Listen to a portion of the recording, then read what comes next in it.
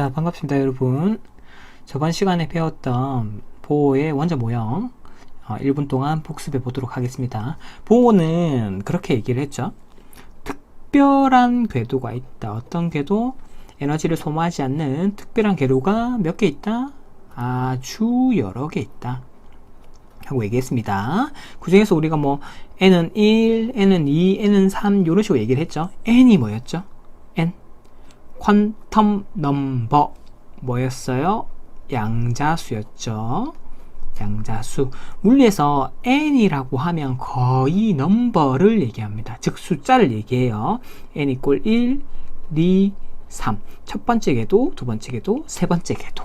물론 무한대까지 있습니다. 이 사이에 엄청나게 많겠죠. 그래서 이런 특별한 궤도가 몇 개 있다? 여러 개 있다. 하지만 이렇게 띄엄띄엄 있습니다. 띄엄띄엄.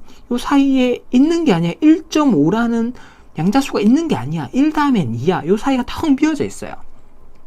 즉, 이 궤도가 가지고 있는 에너지 값을 우리가 에너지 준이라고 하는데, 즉, 궤도가 가지고 있는 에너지 값입니다. 그 궤도가 가지고 있는 에너지 값이 정해져 있단 말이야. 맞죠? 이런 에너지 준위가 어떻게 되어 있다? 불연속적으로 되어 있다. 띄엄띄엄 있다. 얘를 뭐라고 했다? 에너지의 양자화. 조금 샤방샤방하게 과학자들이 자기들 말라고 그렇게 붙여놓은 거야. 근데 우리도 알아야 될 거 아니야. 맞지? 이걸 양자화라고 합니다. 양자화. 이 학문, 요즘에 뜨고 있는 학문, 물리학이 뜨고 있는 학문, 양자역학이죠. 이걸 바로 공부한 학문이 양자역학입니다. 물론 좀 어렵죠. 그래서 여러분들은 상식적으로만 알아두세요. 자, 에너지 준위, 그 궤도에서의 에너지 값이다. 오케이? 공부 열심히 했네. 자, 그리고 이게 제일 중요합니다. 지금 네 번째, 바깥쪽 궤도로, 즉 바깥쪽으로 갈수록 뭐가 커진다? 앞에서 했던 에너지 준위가 커진다. 즉 전자가 여기 첫 번째 궤도에 있을 때보다 세 번째 궤도에 있을 때 에너지가 크단 말이야. 더 엄청나게 활발하다고 생각을 하면 돼요. 막 난리가. 여러분들도 에너지가 많으면 막 축구 차고 난리가 나잖아. 그러다가 축구 한 1시간 찼다고 생각해봐. 힘들지. 축 처지지. 뭘 먹어야 되겠지. 맞지? 그렇다고 생각하면 됩니다. n 이꼴 1일 때는 에너지가 없어. 힘들어. 근데 n이 3이 되면 에너지가 충만한 상태. 즉 에너지 준위가 높은 상태라고 생각하면 됩니다. 어떨수록 바깥쪽 궤도로 갈수록. 이때 우리가 첫 번째 궤도의 에너지를 E1이라고 했고요. 첫 번째 궤도의 에너지 얘가 얼마였죠? 되게 특이하게 일단 마이너스가 붙었죠. 맞죠? 마이너스 얼마? 13.6 일렉트론 볼트라고 했죠. 일렉트론 볼트는 일렉트론 볼트라고도 얘기할 수도 있고 어떻게? 전자 볼트라고도 얘기할 수 있습니다. 아무 때나 써도 돼요. 일렉트론 볼트, 전자 볼트 두 개 다 맞는 겁니다. 근데 얘는 뭐야? 에너지의 단위. 우리 중학교 때 배웠던 에너지의 단위. 즉 1의 단위입니다. 1의 단위. 우리가 근데 1의 단위 같은 경우는 대표적으로 줄을 배웠었지만 왜 여기 또 어렵게 또 일렉트론 볼트를 배우느냐? 줄은 아주 큰 단위예요. 그런데 우리는 지금 전자, 원자 이런 애들이 하고 있는 일에 대해서 배우잖아. 우리가 이런 큰 사람들이 하는 일이랑 그리고 아주 작은 놈들이 하는 일이랑 차이가 엄청나잖아. 그러니까 번거로우니까 새로운 1의 단위를 하나 도입을 한 거예요. 과학자들이 지들이 편하려고. 우리가 이해를 좀 해줘야 또 배우는 입장이니까. 자, 얘도 1의 단위다. 1의 단위는 대표적으로 줄이 있다. 하지만 일렉트론 볼트도 있다는 걸 알아야 됩니다. 자, 여기서 첫 번째 궤도의 에너지 준위가 마이너스 13.6 일렉트론 볼트였어요. 여기서 마이너스는 쌤이 얘기했습니다. 플러스 원자핵에 구속되어 있구나. 어디 가지 못하게 꽉 잡고 있구나. 또 단순히 크기다라는 걸 알아야 됩니다. 크기. 그래서 두 번째 에너지와 비교를 할 수가 있어요. 두 번째 에너지는 얼마였죠? 똑같이 마이너스 3.4 일렉트론 볼트였죠. 얘보다 얘가 더 크죠? 왜? 바깥쪽이니까. 바깥쪽은 에너지 준위가 커야 되겠죠. 그러면 당연히 세 번째는 더 크겠죠. 얼마예요? 마이너스 1.51 일렉트론 볼트였습니다. 이 세 가지는 좀 기억을 해두세요. 뒤에 네 번째, 다섯 번째 이런 것들은 기억을 안 하더라도 이 세 가지는 기억을 해야 어디가 크다, 어디가 작다는 걸 바로 알 수 있으니까. 됐죠?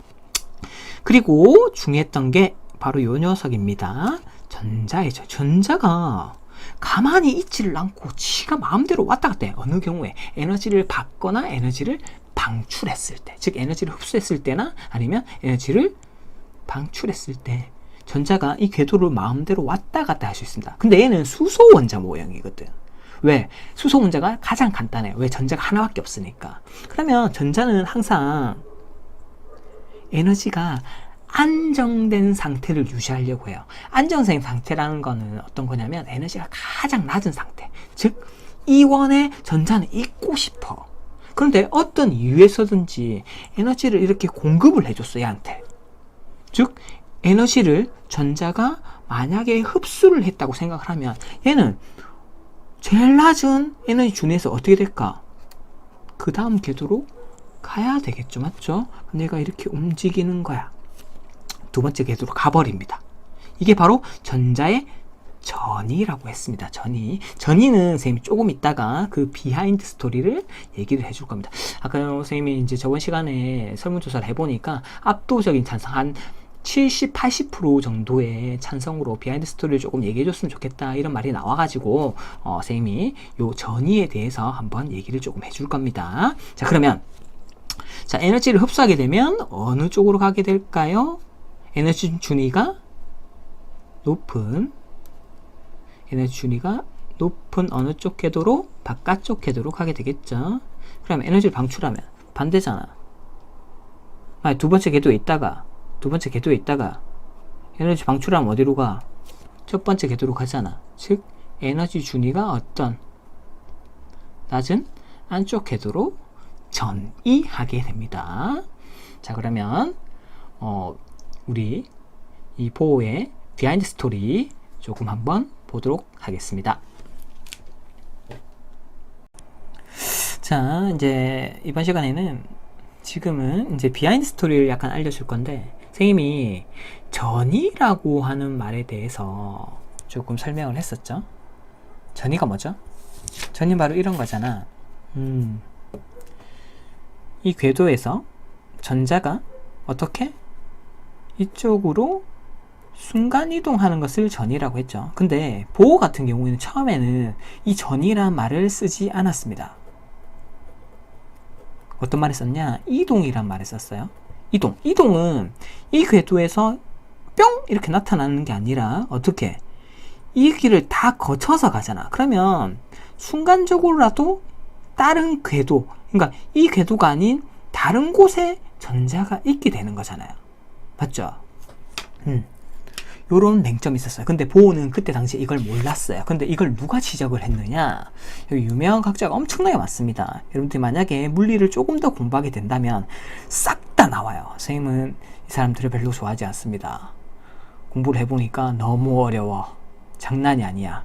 자, 여기에 여러분들이 가장 잘 아는 알버트 아인슈타인 노벨 물리학상을 탔죠. 그런데 여기 잘못 나왔어요. 그러니까 여러분들 보면 잘못된 정보들이 상당히 많습니다. 상대성 이론으로 노벨상을 탄 게 아닙니다. 이때 당시가 1905년 정도 되는데 1905년도에서 알버트 아인슈타인이 상대성 이론을 냈을 때 상대성 이론을 어떻게 했느냐? 실험을 통해서 상대성 이론을 낸 게 아니라 실험이 아니라 자기 머릿속에서 실험을 했어요. 어떤 거냐? 빛의 속력으로 갈 때 어떤 일이 벌어지느냐? 이게 상대성 이론이거든. 특히나 특수 상대성 이론입니다. 상대성 이론에는 두 가지가 있는데 빛의 속력으로 갈 때 어떤 일이 벌어지느냐, 중력이 아주 클 때 어떤 일이 벌어지느냐, 그게 바로 일반 상대성 이론입니다. 우리가 뭐 보통 얘기를 하고 있는 영화 인터스텔라에 보면 우리가 인터스텔라 같은 경우는 특수 상대성 이론보다는 일반 상대성 이론, 즉 중력이 아주 큰 블랙홀 근처에 갔을 때 어떤 일이 벌어지느냐에 관련된 것들이 있습니다. 근데 지금도 솔직히 과학자들이 정확하게 이 상대성 이론에 대해서 이해를 못하는 사람들도 많아요. 물론 쌤도 그렇고요. 그럼 지금보다 훨씬 한 100년 전에는 이 사람들이 이해를 했을까? 이해를 못한 거야. 실험으로도 증명이 안 돼. 빛의 속력을 낼 수가 없으니까. 엄청나게 중력이 큰 블랙홀 근처로 갈 수가 없으니까. 그러니까 일단 이론만 나왔어. 근데 수학적으로 계산해보고 맞는 것 같아. 근데 증명이 안 돼. 증명이 안 되면 상을 못 하거든. 그래서 알버트 아인슈타인 같은 경우는 상대성 이론으로 노벨 물리학상을 탄 게 아니라 광전 효과가 뭐냐면 우리가 쌤이 그때 그 얘기를 했죠. 빛은 아주 특이하다. 파동인과 동시에 입자의 성질을 동시에 가지고 있다 라고 했죠. 그때 입자의 성질을 가지고 빛은 입자다라고 하는 실험을 얘가 검증을 한 거야. 그게 광전 효과예요.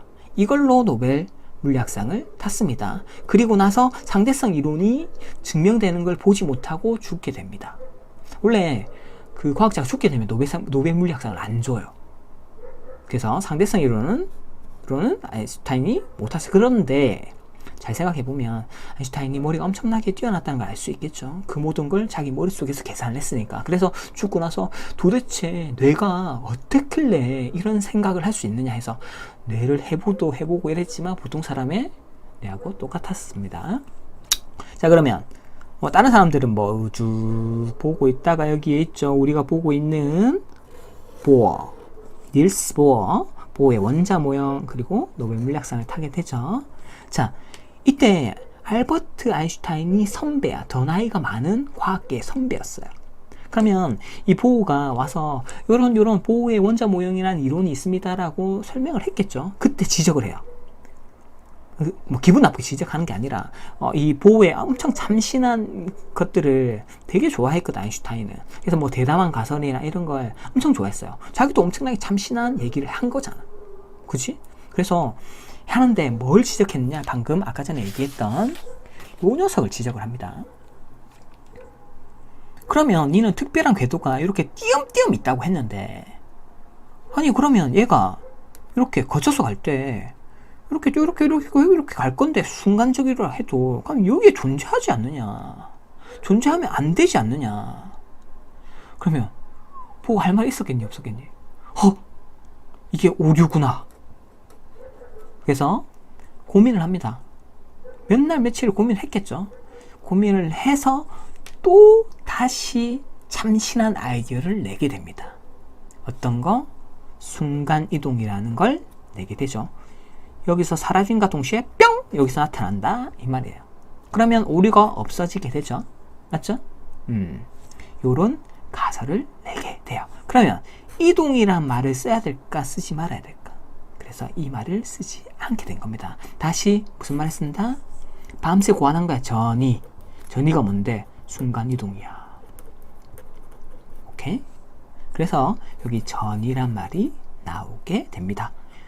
이동이란 말을 쓰지 않고 이런 비하인드 스토리가 있습니다. 나중에 좀 하다 보면 상대성 이론에 대해서도 얘기를 해줄 거고 블랙홀에 대해서도 얘기를 해줄 건데 지금은 온라인 수업이니까 조금 짧게 흥미를 돋는 방향으로만 조금 사용을 하고 나중에 여러분들이 오게 되면 쌤이랑 보게 되면 그때는 재밌는 얘기들을 좀 해주겠습니다. 자, 이번 시간에 배울 거는 어떤 거냐면 스펙트럼입니다. 저번 시간에 쌤이 간단하게 스펙트럼에 대해서 설명을 해줬는데 어떤 거였냐면 스펙트럼 어렵게 생각할 필요가 없습니다. 여러분들이 초등학교 때나 중학교 때 프리즘이라는 걸 과학 시간에 한번 봤을 거예요. 프리즘이 뭐예요? 이렇게 생긴 거, 이렇게 플라스틱으로 이렇게 삼각형으로 이렇게 생긴 거 있죠. 여기에 햇빛이나 아니면 손정등을 비추면 어떻게 돼? 색이 갈라지잖아. 맞지? 색이 갈라지면서 어떻게 돼요? 빨주노초 파남보의 무지개가 나타났었죠. 맞죠? 이걸 프리즘이라고 하잖아. 다른 말로 분광기가 뭐야? 빛을 분해한다. 이렇게 색깔별 빛으로 이렇게 분해를 해주는 거예요. 맞죠? 이 세 개 띠를 뭐라고 하느냐? 또 유식하게, 과학자들은 유식한 거 좋아하거든. 스펙트럼. 스펙트럼이라고 합니다. 근데 이 스펙트럼에는 종류가 있어요. 왜 지금 뜬금없이 스펙트럼 얘기를 하느냐? 아니, 우리가 그냥 이렇게 빨주, 노초, 파란보가 이렇게 연속되어 있는 스펙트럼은 그전에도 계속 관찰을 했거든. 그러니까 과학자들은 그래, 스펙트럼은 연속적인 것이야 라고 생각을 했어. 그런데 어떤 일이 벌어지냐면, 이런저런 실험을 하다 보니까 어떤 실험을 하게 됐냐, 여기에 아주 큰 전압을 걸어준, 즉 전압을 걸어줬다는 얘기는 뭐냐면 에너지를 크게 줘버렸단 말이야. 전기 에너지를 줬다고. 근데 여기 안에 뭐가 있느냐, 수소기체가 있어요. 우리 보호의 수소 모형 했죠, 맞죠? 여기 안에 수소라는 녀석이 있네. 그러면 에너지를 공급받으면 얘가 어떻게 될까? excited, 흥분되는 거야. 에너지를 받아놓으니까 어디? 저 안쪽에 n 이퀄 1인 안쪽 궤도에서 어느 쪽 궤도로 가겠어? 바깥쪽 궤도로 가겠지. 맞잖아. 에너지를 받았으니까 에너지 주니까 높은 쪽으로 가겠죠. 맞죠? 오케이? 오케이? 그랬더니 어떤 일이 벌어지냐면, 이렇게 해서 고비술 이렇게 프리즘에 다른 신경 쓰지 마세요. 여기 프리즘만 보세요. 프리즘 가면 프리즘은 빛을 분해를 시키잖아. 분해를 시켰는데, 여기 봐. 빛의 띠가 나타나는 게 아니라, 빨주, 노초, 파남, 보가 아니라 빨간색 줄무늬 하나 있고 선 하나 띵 나타나고, 노란색 어디 갔냐? 없어. 초록색 띵 나타나, 파란색 띵 나타나, 보라색, 요 4가지 색밖에 안 나타나는 거야. 그럼 사람들이, 과학자들이 어떻게 생각하겠어? 뭐냐? 왜 연속적인 스펙트럼밖에, 연속적으로 되어 있는 스펙트럼 나타나야 되는데 왜 이렇게 띄엄띄엄 나타나는 거야? 뭐지 이거 도대체? 설명을 못한 거야. 이 현상이 왜 일어나는지를 아무도 몰랐던 거야. 근데 보호가 요걸 설명을 빡 해버려요. 뭐로? 보호의 수소 모형으로. 앞에 살짝 힌트를 줬죠. 왜? 에너지는 불연속적이라고 했잖아. 연속적이 아니단 말이야. 저기 미시 세계에서는. 물론 거시 세계에서는 이렇게 연속적일 수 있지만, 저기 아주 작은 세계 가면 에너지가 불연속적으로 나타난다는 거야. 그걸 증명해버린 거지. 그러면 보호의 수소 모형이 맞다, 틀리다? 맞다라는 거야. 요거에 대해서 이번 시간에 자세하게 알아볼 겁니다. 이걸 하기 위해서 뭘 했냐, 보호의 수소 모형을 한 거야. 왜 전자가 왔다 갔다 했다, 전이했다, 이걸 에너지 순위가 높다 했다, 이걸 한 게 됩니다. 자, 그러면 좀 더 자세하게 알아볼게요.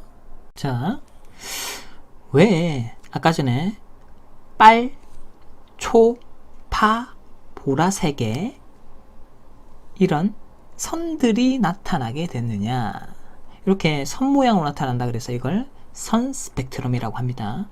연속 스펙트럼과는 완전 다른 거죠. 맞죠? 기억을 해야 돼요. 선생님 좀 이따 정리를 해줄게요. 자, 보니까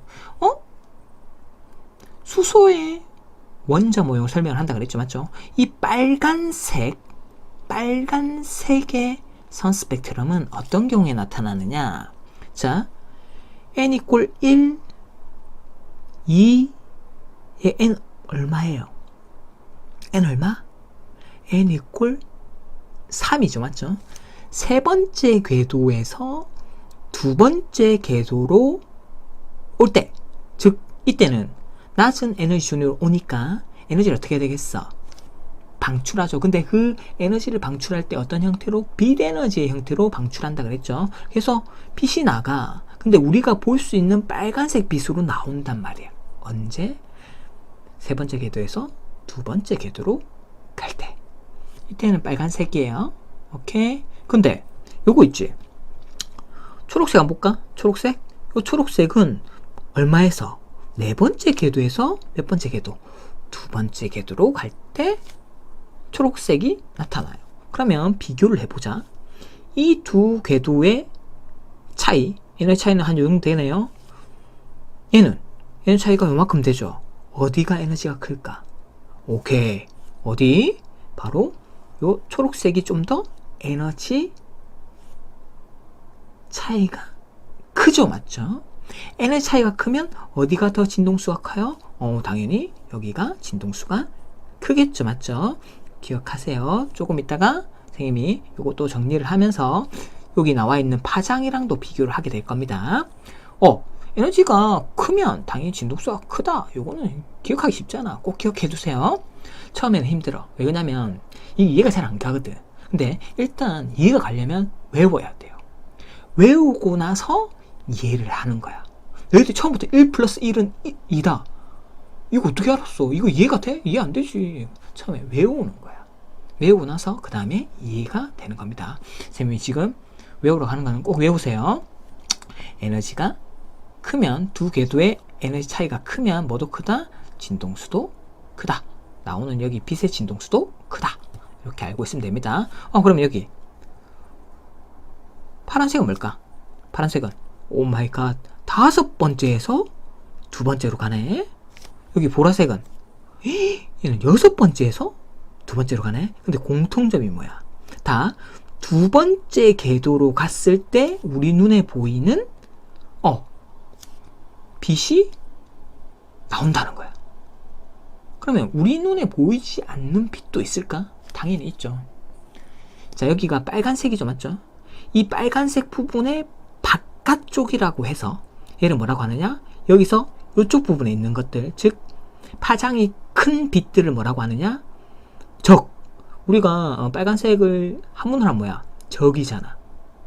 빨간색 바깥쪽이다. 적외선. 이쪽 부분은 적외선이야. 적외선은 우리 군대를 가면 여러분들이 뭐 특전사나 이런 데 가면 밤에 어떤 그 작전을 수행해야 되잖아. 그럼 뭐 이렇게 쓰는 거 있잖아.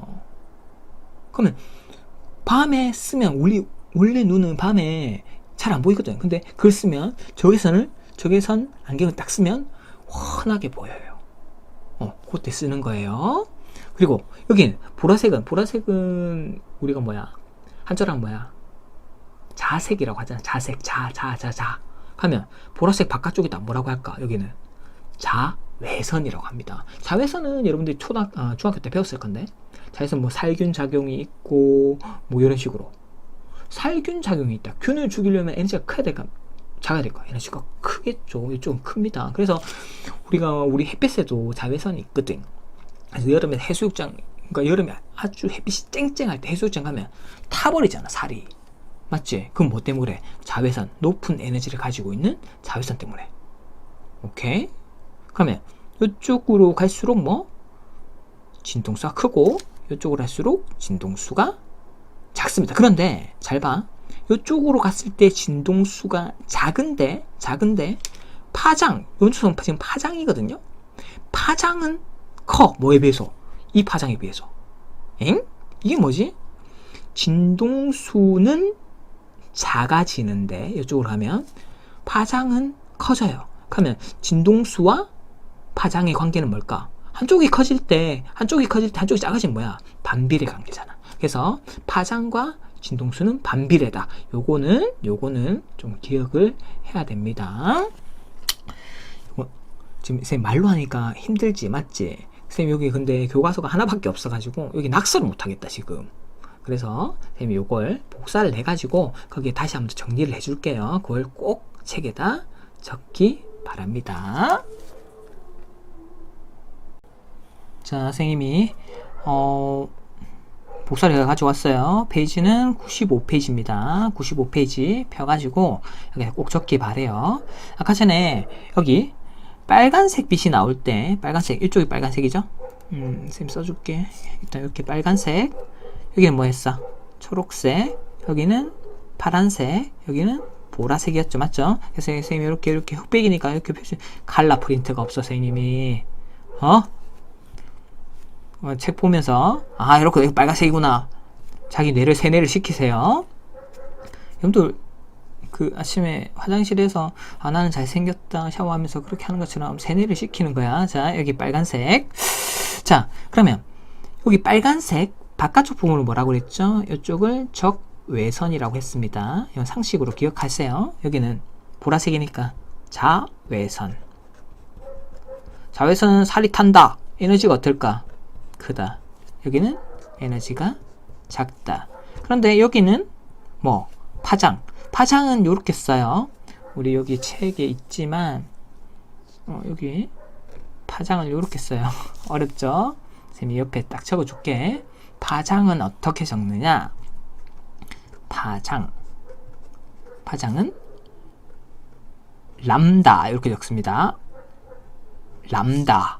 어렵지만 한번 해보세요. 람다. 우리 뭐 그 한자에 드립자 있죠? 그렇게 드립자처럼 이렇게 어려우면 이렇게 써도 돼.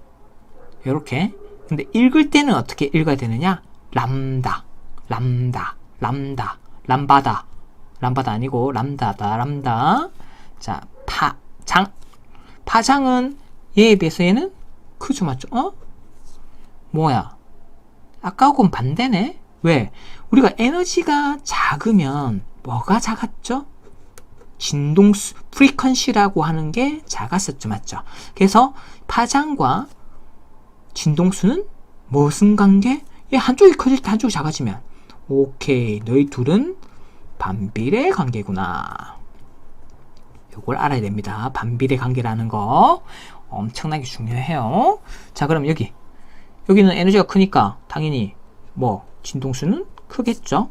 진동수는 큰데 진동수하고 파장하고는 어떤 관계야? 반비례 관계니까 한쪽이 높아질 때 한쪽이 작아지겠죠. 이게 선생님 왜 이렇게 강조를 하냐면 이게 시험에 엄청 잘 나와. 그래서 이렇게 강조를 하는 거예요. 혹시나 뭐 수능을 쳐도 요거는 진짜 잘 나오거든. 일단 요거 외우세요. 그리고 나서 선생님이 나중에 한 조금 가게 되면 또 요 두 가지 관계를 정리를 한번 해줄 겁니다. 일단은 외우세요. 일단은 좋습니다. 자, 이렇게 빨, 초, 파 그리고 보라색의 선 스펙트럼이 나타났었죠, 맞죠? 어떨 때? 아주 수소기체에다가 아주 큰 에너지를 줬을 때 어떻게 된다? 이 프리즘에 의해서 색을 갈라보니까 여기 선생님 또 여기는 빨, 여기 뭐죠? 초, 파, 그리고 보라. 이렇게 띠들이 이렇게 나타나더라 이 말이야. 연속이 아니라 선. 그래서 이름을 뭐로 붙이겠다? 선 스펙트럼으로 붙이겠다. 그래서 스펙트럼에는 종류가 두 가지가 있습니다. 연속 스펙트럼하고 선 스펙트럼. 연속 스펙트럼은 햇빛을 그냥 프리즘에 넣었을 때 빨초, 노초, 파남보 연속적으로 나타나면 연속 스펙트럼. 그게 아니라 이렇게 어떤 기체 간에다가 에너지를 줬을 때 선으로 이렇게 색깔이 나타나는 거. 이걸 뭐라고 한다? 선 스펙트럼. 그런데 중요한 게 뭐냐면 선 스펙트럼에는 또 종류가 두 가지가 있어요. 당연히 중요하겠죠, 맞죠? 하나는 방출. 뭐를 방출한다는 걸까? 빛을 방출한다는 거겠죠, 맞죠? 오케이. 얘는 빛을 흡수한다는 거겠지. 그러면 도대체 이랬을 때 어떤 것들이 나타나느냐? 우리가 지금 밑에서 봤던 거는 방출, 에너지를 방출하는 거였잖아. 에너지가 아주 높았다는 건 뭐야? 저기 바깥쪽 궤도에 있었다는 거잖아. 여기가 n 이퀄 1, n 이퀄 2, n 이퀄 3이었다고 생각해보자. 에너지를 받아가지고 전자가 원래 여기 밑에 있었는데 전자를 받아가 여기 갔어. 그런데 이쪽에 갈 때 다시 식잖아. 맞잖아. 식어버릴 거 아니야. 여기 계속 에너지를 주는 건 아닐 거 아니야. 그럼 이렇게 들떴다가 이렇게 흥분됐다가 어떻게 되겠어? 다시 이렇게 방출을 하겠지. 맞지? 아니지.